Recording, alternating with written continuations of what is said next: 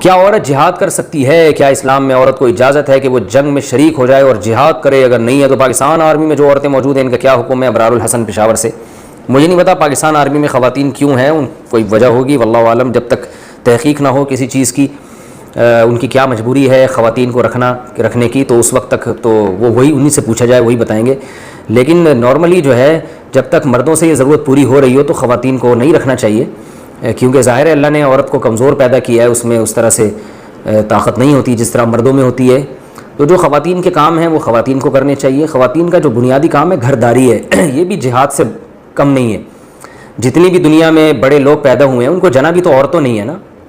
کسی نے بڑی پیاری بات کہی کہ اللہ نے کسی عورت کو پیغمبر نہیں بنایا، تو اس میں بظاہر ایک عورت کی توہین ہے کہ کوئی عورت پیغمبر نہیں ہے، لیکن فخر کی بات کیا ہے کہ کوئی پیغمبر ایسا نہیں ہے جس کو عورت نے نہ جنا ہو۔ تو ہر پیغمبر کو اللہ نے ایک ماں دی ہے، جس ماں نے بچپن میں ان کو پالا ہے۔ بغیر باپ کے تو پیغمبر پیدا ہوئے ہیں حضرت عیسیٰ علیہ السلام، لیکن ماں کے بغیر نہیں پیدا ہوئے۔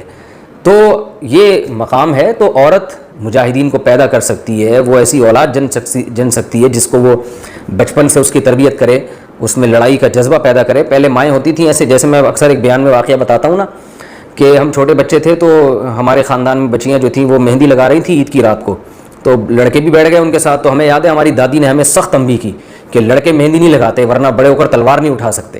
تو یہ دیکھیں تربیت ہے نا، دادی بھی تو ماں کی طرح ہی ہوتی ہے۔ تو مائیں اس طرح بچوں کی تربیت کر سکتی ہیں، ان کو اچھا انسان بنا سکتی ہیں، پھر میدانوں بھیجیں ان کو، لڑیں گے وہ انشاءاللہ ملک کے لیے، قوم کے لیے۔ تو یہ بھی عورت کا جہاد ہے۔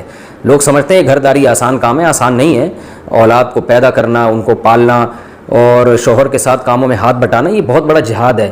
اور یہ جو مثل مشہور ہے کہ ہر کامیاب مرد کے پیچھے ایک عورت کا ہاتھ ہوتا ہے، یہ بہت حد تک صحیح مسئلہ ہے، یہ واقعی ہاتھ ہوتا ہے۔ اگر گھر میں خواتین اس طرح سے گھرداری نہ سنبھالیں تو جو باہر کام کرنے والے مرد ہیں وہ دل جمی کے ساتھ کام نہیں کر سکتے۔ جتنے بڑے بڑے علماء دنیا میں جنہوں نے بڑے کام کیے، ان کی گھر والے تھے جنہوں نے ان کو گھر کی طرف سے بے فکر کر دیا۔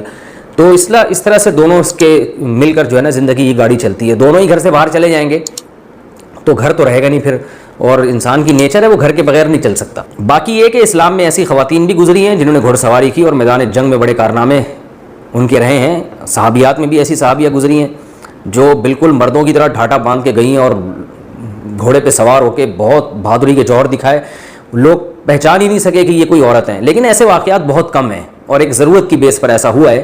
عمومی طور پر مسلمانوں میں مرد ہی میدان جنگ میں لڑتے رہے ہیں، اور آج بھی پوری دنیا میں آپ دیکھ لیں آرمی میں خواتین ہوتی تو ہیں لیکن ان کا ریشو پوری دنیا میں بہت کم ہے۔